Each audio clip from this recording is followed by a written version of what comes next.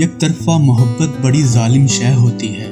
اگر یک طرفہ محبت عورت کر بیٹھے تو اسے سرنڈر نہیں کرنا چاہیے۔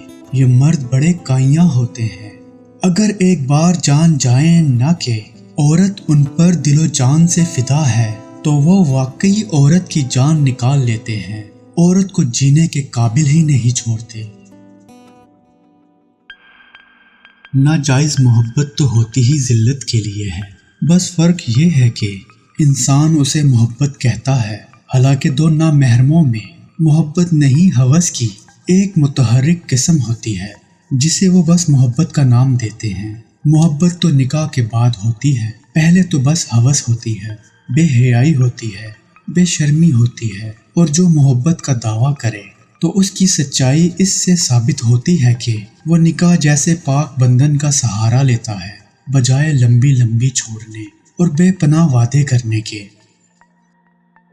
یک طرفہ محبت خاص کر کے عورت کے دل کو ایسا قلعہ بنا ڈالتی ہے جسے محبوب کے سوا کوئی دوسرا مرد فتح ہی نہیں کر سکتا، اور اگر وہ فتح یاب مرد اپنی راج دہانی چھوڑ دے تو پھر وہ قلعہ بوسیدہ کھنڈر بن جاتا ہے، ایسا کھنڈر جس میں کسی اور کے فتح یاب ہونے کی گنجائش ہی نہیں بچتی۔ انسان بھلا محبت کو کیسے سمجھ سکتا ہے جو ہمیشہ سلگتی ہے اور سلگتی ہی چلی جاتی ہے؟ ایسی محبت جس کا دوسرا نام انتظار ہے، ایسی محبت جو ایک طرف سہمی ہوئی اس لیے کھڑی ہوتی ہے کہ کہیں ناپاک ہاتھ اس کی روحانیت کو تباہ نہ کرتے۔